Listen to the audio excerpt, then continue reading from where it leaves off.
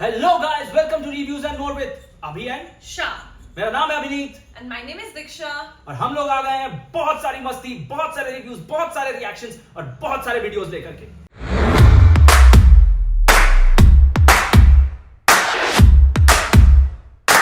So basically हम लोग दोनों इंस्टाग्राम पे भी काफी सारे वीडियोस बनाते रहते हैं। हम लोग पिछले कुछ 4-5 महीने से काफी इन्वॉल्व हैं कंटेंट क्रिएशन में, तो हमने सोचा व्हाई नॉट यूट्यूब पे भी हम थोड़ा बहुत वीडियोस बनाएं, थोड़ा हंसी मजाक, हंसी ठिठोरा करें, है कि नहीं? यस, सो फार इंस्टाग्राम की जर्नी आई गेस बहुत अच्छी रही है।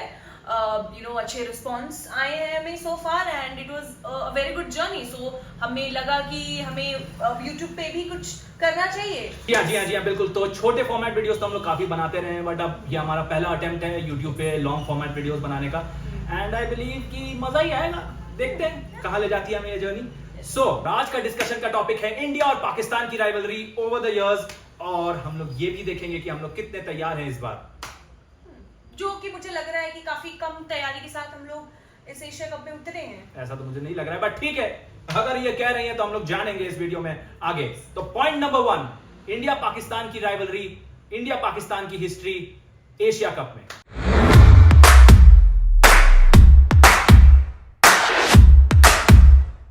तो एशिया कप में इंडिया का परफॉर्मेंस पाकिस्तान के अगेंस्ट काफी अच्छा रहा है वैसे तो, ओवरऑल सेंस में अगर हम लोग देखें तो। हाँ, आई गेस 12-13 मैचेस में 7 इंडिया ने जीता है, 5 उन्होंने जीता है। जी बिल्कुल। एंड पिछले बार जब 2018 में इंडिया भिड़ी थी तो रोहित और धवन का वो अमेजिंग सेंचुरीज याद आती हैं, पार्टनरशिप्स याद आते हैं।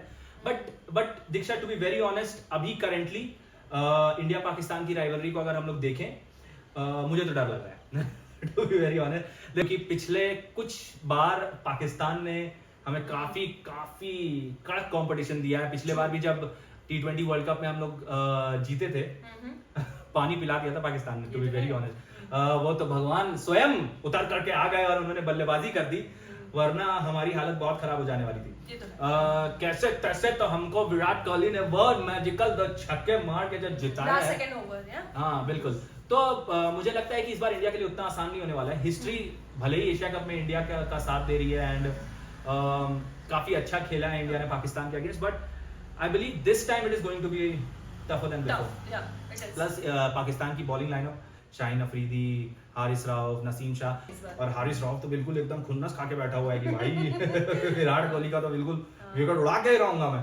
तो देखा जाए ओवरऑल सेंस में तो ऐसा नहीं है कि इंडिया के चांसेस बहुत कम है, क्योंकि बट इस बार लग रहा है बहुत टफ कंपटीशन, काफी टफ कंपटीशन। ऑलराइट, तो अब हम चलते हैं हमारे दूसरे सेगमेंट की तरफ, इंडिया की परेशानियां।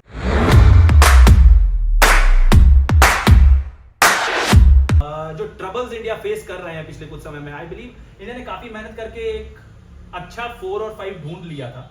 After the last world cup debacle जो 2019 में हुआ था, जिसमें भसड़ मच गई थी बिल्कुल, ऑल ऑफ अ सडन पता नहीं कहां से विजय शंकर उड़ते हुए आए और नंबर 4 पे उनको खुद भी नहीं लगा हुआ कि भाई मैं इंडिया के लिए वर्ल्ड कप खेल जाऊंगा, और वो 3D प्लेयर और क्या अंड बंड उनको बोल करके ले आया, बेचारे अंबती रायडू को बाहर कर दिया।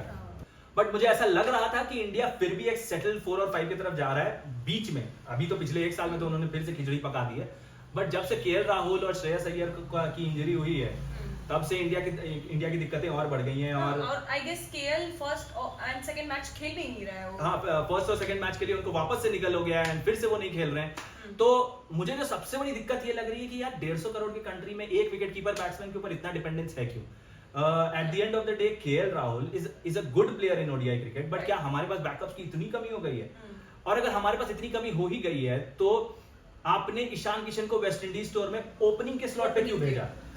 उनको मिडिल ऑर्डर में बैटिंग कराना चाहिए था, ताकि हम लोगों को एटलीस्ट पता तो रहे कि अगर Ishan Kishan if an opportunity comes knocking, तो उस समय पर आकर के ईशान किशन आकर के weather he can finish matches और नॉट। ईशान किशन को हमने ओपनिंग में, हाँ अच्छा, उनका फॉर्म अच्छा है, उसमें कोई डाउट नहीं है, लेकिन ईशान किशन को हम लोगों को ये बात समझनी होगी कि मिडिल ऑर्डर में खेलने का उतना एक्सपीरियंस है नहीं। चलो ठीक है, कोई बात नहीं, आपने ईशान किशन को टीम में रख लिया, उसके बाद आप तिलक वर्मा को लेकर के आ जाते हैं। तिलक वर्मा आपके स्कीम ऑफ थिंग्स में थे ही नहीं, जस्ट बिकॉज उन्होंने 2-3 वेस्ट इंडीज में जो कि ओडीआई क्रिकेट में सेलेक्ट भी नहीं है, ओडीआई वर्ल्ड कप में सेलेक्ट भी नहीं हुई है, आपने उस बेसिस पर उनको टीम में ले आया, ठीक है। और अब आपकी सिचुएशन ये है कि आपके एशिया कप स्क्वाड में एक भी बैकअप कीपर नहीं है, ट्रैवलिंग रिजर्व में है हमारे संजू सैमसन।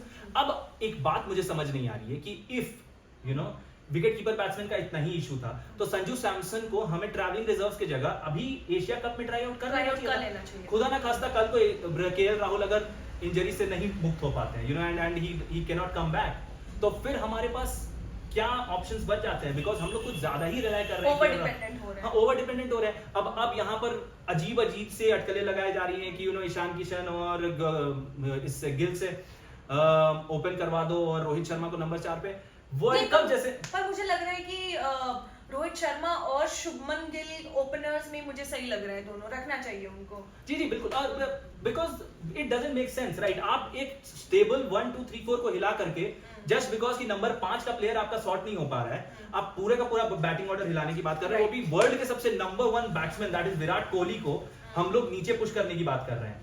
न बहुत सारे, जैसे रवि शास्त्री का भी अभी एक इंटरव्यू आया था, उन्होंने कहा कि नंबर 4 पे विराट कोहली को खेलना चाहिए, बट आई बिलीव कि दैट इज, मतलब उससे ज्यादा खराब डिसीजन इंडिया के पार्ट पे नहीं हो सकता है। जो बल्लेबाज अभी ओडीआई क्रिकेट में बिल्कुल वापस से इनफॉर्म आ चुका है, उसका फॉर्म ऊपर लगा हुआ है, उस बल्लेबाज को आप बोल रहे हो कि आप नंबर 4 पे खेल लो।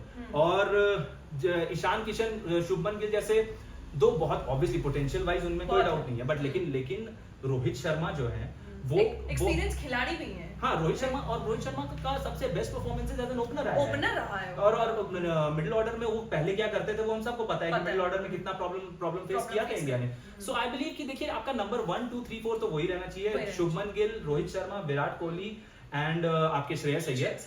हाँ, अभी स्लॉट कौन सा खाली हुआ है? केएल राहुल अगर नहीं रहेंगे तो स्लॉट नंबर 5 का खाली हुआ है। नंबर 5 पे क्लियर कट आपको ईशान किशन को बोलना चाहिए, भाई जाओ खेलो, because at the end of the day अगर उनको इंटरनेशनल क्रिकेट खेलना है तो अभी तो भैया ओपनिंग स्लॉट वैसे भी खाली नहीं होने वाली है। So he will have to you know थोड़ा बहुत सैक्रिफाइस करके, थोड़ा बहुत आगे बढ़ के उनको ये बात ध्यान रखनी होगी ईशान किशन को भी कि अगर उन्होंने नीचे परफॉर्म कर दिया नंबर 5 पर आकर के, तो क्या पता आगे चल करके after this world cup as well India might consider him over KL Rahul. So ये एक ग्रेट अपॉर्चुनिटी है ईशान किशन के लिए। और अगर इंडिया को बिल्कुल ही भरोसा नहीं है तो फिर संजू सैमसन को क्यों बाहर करके रखा हुआ है? तो Sanju Samson should not be in your travelling reserve. Sanju Samson को हमें अंदर घुसाना चाहिए एंड संजू सैमसन को ये वाला एशिया कप तो खिलाना ही खिलाना चाहिए था। बिकॉज अगर खुदा ना खास्ता अगेन केएल राहुल अगर वो नहीं होते हैं, तो फिट नहीं होते हैं, तो फिर ईशान किशन के अलावा बैकअप कीपर कौन है आपके पास? आप संजू सैमसन को ही ले जाएंगे। तो संजू सैमसन को तो आप ये कह के ले जा रहे हो ना, भाई तू डिजर्विंग नहीं था बट तेरे को लेकर के जाने क्योंकि हमारी मजबूरी है। हाँ। वो बहुत गलत है। वो आई डोंट थिंक कि वो बिल्कुल भी सही है। And to be very honest, मैं तो इस बात के फेवर में ही नहीं हूं कि केएल राहुल अब टीम में होने भी चाहिए। बिकॉज इतना इंजर्ड प्लेयर, आप उसको एक महीना, कितने दिन बच गए हैं वर्ल्ड कप में, आप उसको कह रहे हो कि आप 1-1.5 महीना में इतने मैच फिट हो जाओ कि आप इंडिया के लिए मैचेस जीतने लग जाओ।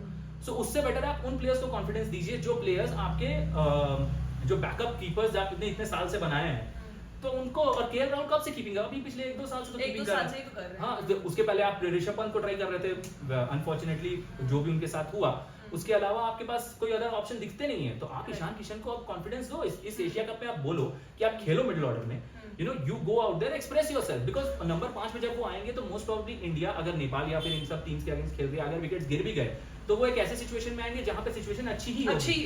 तो वहां पर Ishan Kishan I believe can go out there and express himself. Correct. So यही पॉइंट है। तो इंडिया का जो सबसे बड़ा इशू अभी मुझे ये लग रहा है वो है उनकी इंजरीज। बट बुमराह का वापस आना है, श्रेयस अय्यर का वापस आना is a good thing, but हमें ये देखना होगा। अच्छा विनीत, मुझे पूछना है, ये बार-बार इंजरीज क्यों होती है प्लेयर्स को? आई मीन उसके पीछे तो मुझे तो सबसे बड़ा रीजन यही लग रहा है, वो जो जिमिंग का कल्चर आ गया, यू नो।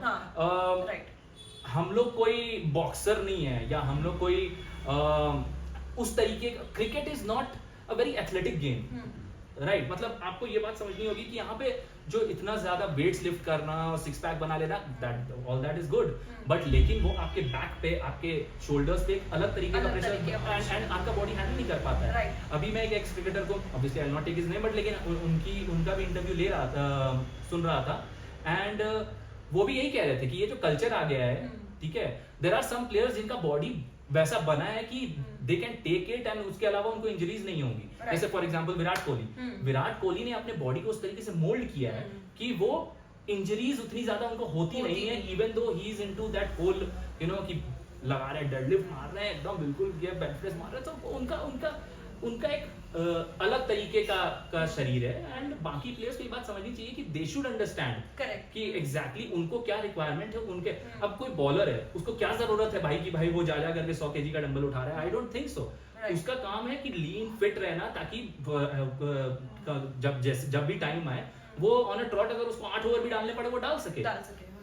ठीक है, तो ये पॉइंट है। सो बेसिकली ये हमारा दूसरा पॉइंट, इंडिया के जो प्रॉब्लम्स थी उसको हम लोगों ने डिस्कस किया। एंड नंबर 3, इस बार का प्रेडिक्शन।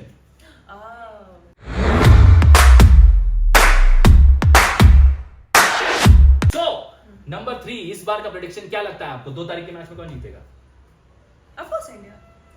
आपको इंडिया तो है, वो तो इमोशंस आपके कह रहे हैं, बट लेकिन आपको ओवरऑल टीम को देखते हुए क्या लगता है कि टीम को देखते हुए लग रहा है कि हाँ इंडिया ही जीतेगी।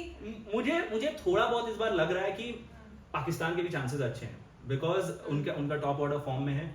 उनका आई बिलीव 4, 5, 6 का उनका भी इश्यूज है, वही मिडिल ऑर्डर मॉडल उनका भी है, बट उनकी बॉलिंग भाई इस बार मुझे सही में बहुत डर लग रहा है क्योंकि इंडिया का ये जो टॉप ऑर्डर कोलैप्स जो होता है और स्पेशली रोहित शर्मा और बट ये भी है एक चीज ये है इंडिया को पॉजिटिव ये रखना चाहिए कि देखिए कंडीशंस जो हैं बिल्कुल ऐसी ही होने वाली है वर्ल्ड कप में। ये परफेक्ट अपॉर्चुनिटी है आने वाले वर्ल्ड कप के लिए एंड आई बिलीव कि जो सबसे ज्यादा जरूरी पॉइंट यहाँ पर इंडिया को ये रखना होगा कि क्या जिस चीज के ऊपर हम लोग सबसे ज्यादा डिपेंडेंट हैं जो कि हमारा टॉप 3 है वो फॉर्म में है कि नहीं। देखिए 4 और 5 और 6 ये तो अभी हम लोग कह ही रहे हैं कि इसमें तो इश्यूज चल ही रहे हैं, ठीक है, बट जो चीज हमारी सॉर्टेड है दैट इज 1, 2, 3 एटलीस्ट उसमें they should score tons of run in this Asia cup, तभी जाकर के हम लोग कह सकते हैं कि वर्ल्ड कप में एटलीस्ट इफ नथिंग एल्स हम लोग एक सॉलिड टॉप ऑर्डर के साथ और एक सॉलिड फास्ट बॉलिंग यूनिट के साथ जा रहे होंगे कि जहां पे Bumrah, Shami and Siraj I believe Bumrah, Shami, Siraj कुछ नहीं तो एट पार है पाकिस्तान के बॉलिंग लाइनअप के सामने। मुझे पता है बहुत सारे लोग मुझे गाली देंगे कि नहीं वो लोग बेटर है, बट आई बिलीव कि they are at par with them और वो लोग कहीं से भी कम नहीं है। स्पेशली बुमराह की वापसी के बाद तो इंडिया काफी ज्यादा स्ट्रांग हो गया है बॉलिंग के हिसाब से। मिडिल ऑर्डर तो वही मेरा प्रेडिक्शन यही रहेगा कि इंडिया 50-50 ही रखूंगा मैं, इंडिया पाकिस्तान को। नहीं, मुझे लगता है 70-30 India 70 Pakistan 30। Yes of course India 70 Pakistan maybe I will not go that far क्योंकि मुझे पता है अभी पाकिस्तान थोड़ा अच्छा क्रिकेट खेल के आ रहा है। 2 अफगानिस्तान ने उसे काफी ज्यादा चैलेंज कर दिया था पाकिस्तान को, बट या सो ठीक है, आपका 70-30 मेरा 50-50, बट दिल तो हिंदुस्तानी है तो मैं तो बोलूंगा इंडिया ही जीतेगा। सो लेट्स सी, आप लोग भी कमेंट सेक्शन में हमें बताएं कि कौन जीतेगा, कौन हारेगा, क्या आपको लगता है कि ये जो केएल राहुल वाली बजड़ है इसको इतना ज्यादा खींचा जाना चाहिए था, क्या Sanju Samson should have been in the team. और लाइक, शेयर, सब्सक्राइब कुछ भी कर देना यार, जो तुम्हारा मन करे बस, और क्या। तुम कुछ भी बोलो यार, तुम भी यार, तुम क्या सोचती हो? ओके, कोई बात नहीं। आज दीक्षा थोड़ी अच्छा नहीं बोलेगी, बोलो। ये मुझे बहुत ज्यादा प्रेशराइज करता है, मैं बोल नहीं पाती हूँ क्योंकि सब कुछ ही बोल जाता है, तो या बस मैं ये बोलना चाहूंगी कि गाइस आपको लगता है क्या कि आप कमेंट सेक्शन में लिखें कि #justice for दीक्षा अगर मैं ज्यादा बोलता हूँ और मैं इसको बहुत ज्यादा बोलता है वीडियोस में भी एंड नॉन वीडियोस में भी। नहीं नॉन वीडियो, अच्छा मैं रियल लाइफ में बहुत शांत टाइप का आदमी हूँ, सो व्हाटएवर इट इज। तो मुझे यही लगता है कि ठीक है, आप बता देना, इंस्टाग्राम पे हमें फॉलो कर लेना, हमारे इंस्टाग्राम लिंक्स नीचे भी दिए हुए हैं और यहाँ कहीं पे मैं यहाँ डाल दूंगा वीडियो में। तो अंटिल नेक्स्ट टाइम, अब हमारे वीडियोस वैसे काफी रेगुलरली आने वाले हैं, तो until next time, tata, bye bye, goodbye, sayonara, sweet dreams. And it's a very first video, friends, so please do shower your love and please motivate us so that we could come up with great videos. Okay, tata, Yeah. bye. Bye.